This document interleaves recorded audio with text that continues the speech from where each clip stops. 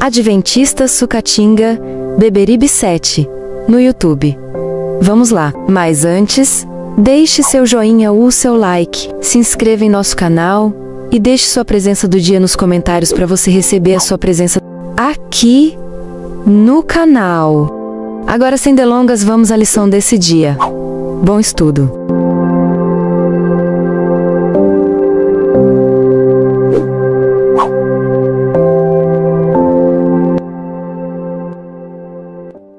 Esse templo é a casa de Deus, a Igreja Adventista do Sétimo Dia de Sucatinga, Beberibe, Ceará. Seja bem-vindos à lição da Escola Sabatina Adulto, aqui no canal Adventista Sucatinga Beberibe 7, no YouTube.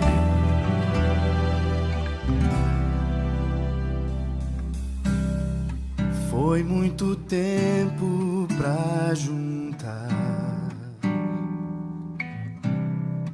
economias e comprar vaso de alabastro, frasco do puro amor. E atenção! Nossos vídeos aqui provavelmente será interrompido temporariamente pelo fato que meu aparelho no qual é realizado a edição aqui no canal Adventistas Sucatinga Beberibe 7 está apresentando pequenos fragmentos em sua respectiva tela, levando assim ficar comprometido a visualização por completo da tela. Leva alguns dias, mas creio que a média de como está indo essa frisura na tela aqui do aparelho, acredito que qualquer momento o mesmo irá não funcionar. Ou seja, nós, daqui do canal, estamos disponibilizando o QR Code e a chave Pix, para que você venha realizar sua doação voluntariamente em prol para arrecadar fundos e assim comprarmos um outro aparelho mais avançado tecnologicamente falando. Assim nós continuamos com nossos materiais aqui no canal. Podemos contar com a sua colaboração? Maravilha! Deus seja louvado! É só apontar a tela do seu telefone nessa imagem que você está vendo aqui na tela. O nosso QR Code ou a nossa chave Pix, que é evandoadventista@gmail.com. E se você não conseguir fazer a anotação da nossa chave Pix, temos o QR Code aqui em nossa tela, tá? Agradecemos sua compreensão e colaboração, tá? Que o Senhor lhe abençoe. Agora, vamos ao estudo desse dia? Pegue sua Bíblia e a lição da Escola Sabatina e vamos conferir, estudar a lição desse dia. Vamos lá? Bom estudo!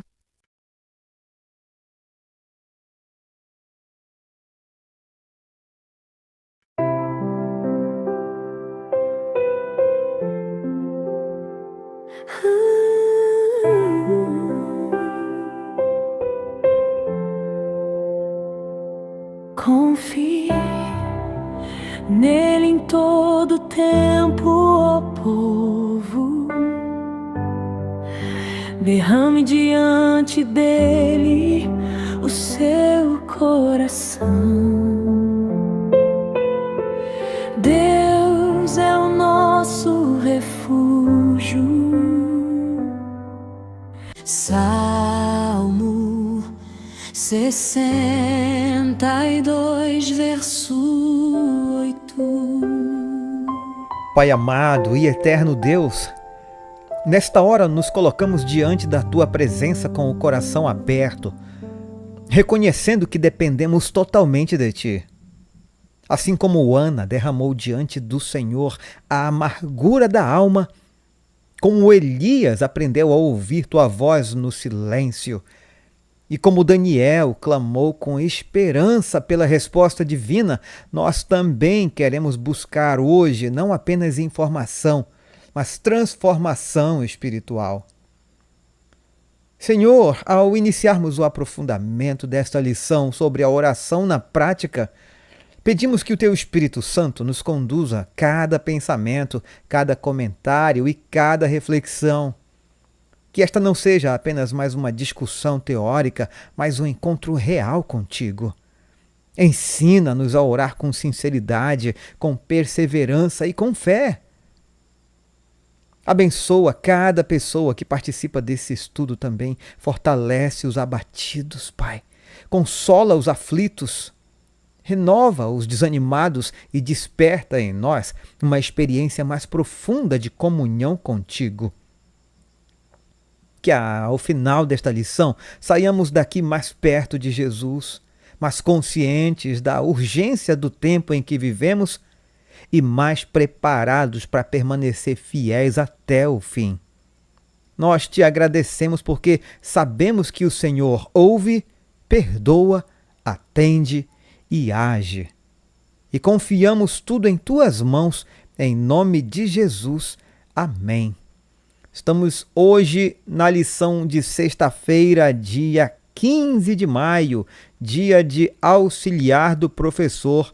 Estamos então recapitulando, aprofundando o nosso estudo na lição 7, que teve como título A Oração na Prática. O texto-chave desta semana, verso para memorizar, estava em Salmo 62, verso 8, que é aquela musiquinha que você ouviu no início da lição. A oração é uma necessidade humana universal. No entanto, muitas vezes os nossos clamores a Deus parecem se dispersar no vazio, sem resposta. O livro de Salmos é uma poderosa coleção de orações fundamentadas na esperança e no auxílio humano por respostas divinas. O Salmo 62, por exemplo, começa com o silêncio humano que aguarda a resposta de Deus. Em seguida, prossegue com um apelo a todos os povos para que continuem confiando em Deus e orando em todo o tempo. Finalmente, o Salmo se encerra com a certeza de que Deus responderá. Na semana passada, estudamos a teologia da oração e refletimos sobre o seu significado espiritual. Nesta semana, contemplaremos a experiência concreta da oração, como foi praticada na vida de diversos personagens bíblicos, cujos clamores a Deus foram ouvidos e atendidos. 3 personagens bíblicos foram escolhidos para nos inspirar na oração. A primeira é Ana, que a história está em 1 Samuel capítulo 1, versos 6 ao 17. Ana, cujas orações começam em angústia e terminam em alegria. O segundo é Elias, cuja oração dramática de proclamação e silêncio constitui um poderoso testemunho para aqueles que presenciaram o confronto entre Deus e Baal no Monte Carmelo. O terceiro é Daniel, que roga ao Senhor em uma oração de súplica e esperança. Vamos então começar falando sobre as orações de amargura e alegria. A história de Ana. A história de Ana começa com o registro de um homem piedoso, que possui uma genealogia respeitável. O texto também menciona os 2 filhos do sacerdote Eli, que estavam presentes no tabernáculo em Siló. O próprio Eli se senta numa cadeira à entrada do tabernáculo. No entanto, a inesperada protagonista da narrativa é Ana, estéril e incapaz de ter filhos. O texto bíblico relata que ela orou 2 vezes, em 1 Samuel 1, versos 10 ao 11, e em 1 Samuel, capítulo 2, versos 1 ao 10. Na primeira vez, ela eleva uma oração que brota da amargura de sua alma, em 1 Samuel 1, verso 10. Em sua angústia, suplica ao Senhor por uma resposta.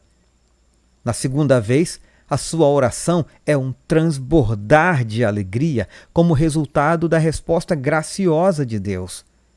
A oração é um tema recorrente em todo o texto bíblico. A palavra oração e outros termos relacionados, como petição, pedir, aparecem 7 vezes na passagem. Vamos falar um pouco mais sobre a oração amarga. A primeira oração de Ana se origina no desespero. Ela está infeliz, não come e chora em angústia. Seu desejo por um filho não é atendido, pois o Senhor fechou seu ventre. Sua esterilidade a torna objeto de ridículo em seu lar.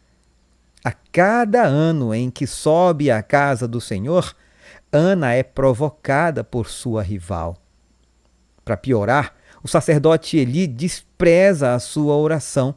Ele pensa que ela está embriagada porque apenas seus lábios se movem quando ora, sem que a sua voz seja audível. No entanto, a amargura de Ana se transforma subitamente em esperança. Como resultado, ela passa a comer e já não está mais triste.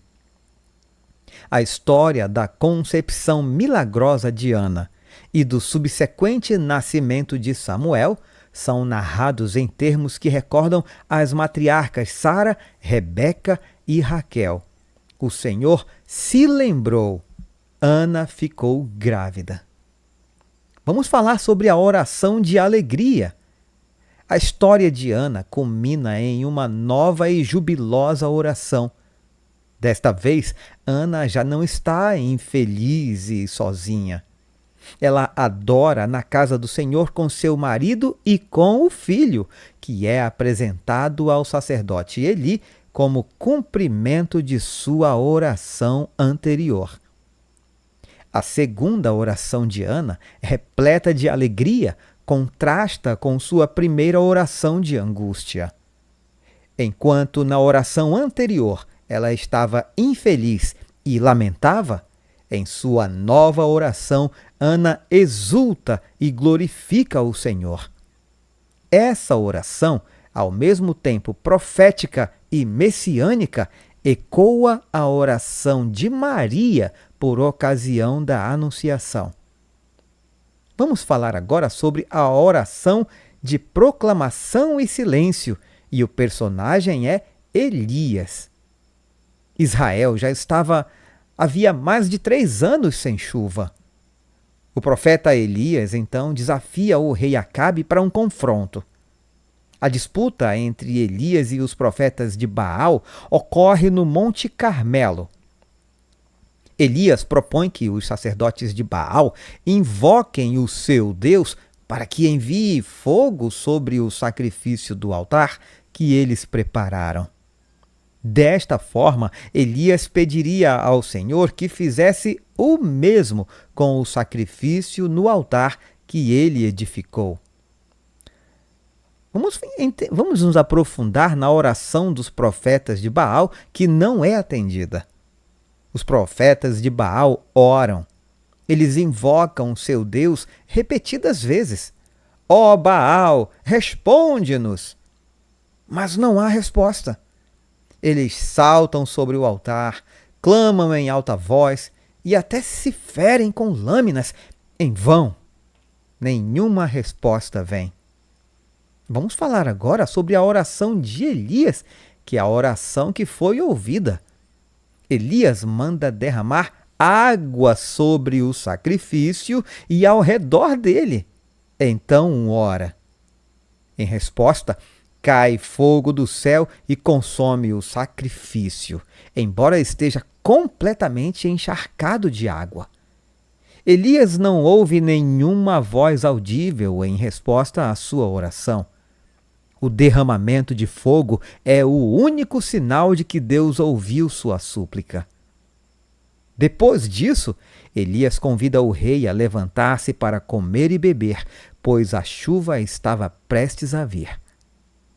Ele envia seu servo 7 vezes para verificar o estado da chuva que se aproxima.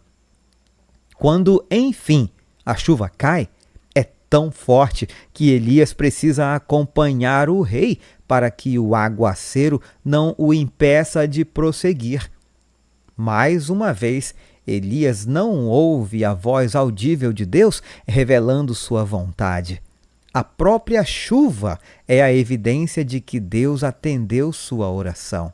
Apesar do milagre do fogo do céu, bem como da demonstração da presença de Deus, Jezabel, a quem Acabe relatou o milagre do Senhor no Monte Carmelo, recusa-se a reconhecer a sua soberania. Ela passa a perseguir Elias, que, pela primeira vez, teme por sua vida. Então Elias ora a Deus e se queixa amargamente de que todos abandonaram o Senhor, exceto ele. Misturando sua amargura com pavor, Elias teme pela própria vida diante das ameaças da morte de Jezabel. Vamos entender a expressão colocada pela autora, a voz do silêncio. Elias foge de Jezabel e se esconde numa caverna. E nesse momento que a voz de Deus é ouvida pela primeira vez na narrativa. Mas a voz divina é carregada de um tom irônico. O que você está fazendo aqui, Elias? Para justificar seu desânimo, Elias afirma que ele era o único restante entre os fiéis em Israel a defender o Senhor. Deus, porém, não responde a essa alegação. Quando finalmente responde, sua voz não se manifesta no vento forte e impetuoso, nem no terremoto, nem no fogo. E, inesperadamente, Elias ouve apenas um suave sussurro. A frase hebraica "quo demamá daká" significa literalmente a voz de um fraco silêncio. Somente então Elias compreende que está na presença de Deus. O som estrondoso do fogo e da chuva foram milagres que demonstraram o poder divino, mas ainda mais do que esses fenômenos grandiosos, a voz do silêncio de Deus se apresenta como a manifestação mais evidente de sua presença e como uma proclamação retumbante da revelação divina. Uma súplica fervorosa e cheia de esperança. O personagem principal agora é Daniel. A sua história está relatada em Daniel, capítulo 9, versos 3 ao 19. A oração de Daniel não é um mero exercício literário, nem tratado teológico. É a expressão de uma conexão íntima com Deus, que ao mesmo tempo se mostra distante e próxima. A proximidade divina se expressa no modo como Daniel se dirige a ele como seu Deus pessoal. O título Adonai, meu Senhor, que expressa a proximidade de Deus, é a frase mais frequente na oração. Já a distância divina acontece por meio de outro nome, Ha-Elohim, o Deus. No entanto, Daniel, que qualifica o Senhor como o Deus grande e temível, identifica-o também como meu Deus de maneira pessoal. O contraste entre o Deus fiel, de Daniel 9,4, e o povo pecador e infiel, em Daniel 9, versos 5 e 6, reforça a distância entre eles, revelando a gravidade do pecado humano e a necessidade de o povo se aproximar novamente do Senhor. A oração conclui com uma súplica final, Adonai, ó Senhor, repetida 3 vezes. Cada repetição vem acompanhada de um verbo que busca chamar a atenção de Deus. Ó Senhor, ouve. Ó Senhor, perdoa. Ó Senhor, atende-nos e age. A oração de Daniel diz respeito à salvação do povo de Deus. Daniel, com intensidade inabalável, anseia por uma resposta divina. Não te demores. Essa súplica fervorosa, a qual a profecia das 70 semanas vem como resposta, aponta para a primeira vinda de Cristo. O mesmo anseio ressoa na pergunta do anjo: até quando? Essa pergunta será respondida na visão das 2.300 tardes e manhãs, que conduz ao dia escatológico do juízo, anterior à segunda vinda de Jesus. Chegamos ao final do nosso auxiliar do professor, entendendo uma verdade poderosa. Oração não é um ritual vazio, nem um discurso religioso decorado. A oração é o ponto de encontro entre a fragilidade humana e a fidelidade divina. Hoje nós vimos Ana chorando em silêncio, Elias aprendendo que Deus também fala no sussurro, e Daniel chamando com urgência: ó Senhor, ouve, perdoa, atende-nos e age. E talvez essa também seja a oração de muitos aqui hoje. Nem sempre Deus responde com fogo caindo do céu. Às vezes ele responde com força para continuar. Outras vezes, com paz em meio à dor. E em certos momentos, responde apenas com sua presença silenciosa, mas suficiente. Que esta lição nos lembre de que nenhuma oração sincera é ignorada pelo céu. O Senhor continua ouvindo os que clamam, fortalecendo os que perseveram e preparando um povo que aprenda a depender mais da comunhão do que das emoções. Muito obrigado a cada um de vocês que esteve conosco neste estudo, participando, compartilhando, orando e também apoiando este ministério. A sua ajuda, suas orações e o seu apoio financeiro têm permitido que esta mensagem continue alcançando vidas, levando esperança, estudo da palavra de Deus e fortalecimento espiritual a tantas pessoas. Que Deus recompense abundantemente a sua generosidade e fidelidade. E se esse estudo falou ao seu coração, continue nos próximos estudos. Ainda há muito para aprendermos juntos sobre a palavra de Deus, sobre os acontecimentos finais que se aproximam rapidamente. Que o Senhor nos encontre vigilantes, firmes e com a vida de oração fortalecida. Que Deus te dê um dia de preparação para recebermos o sábado logo mais abençoado. Um forte abraço, fiquemos todos com Jesus. Confie nele em todo tempo, ó povo. Derrame diante dele o seu coração. Deus é o nosso refúgio. Salmo 62, verso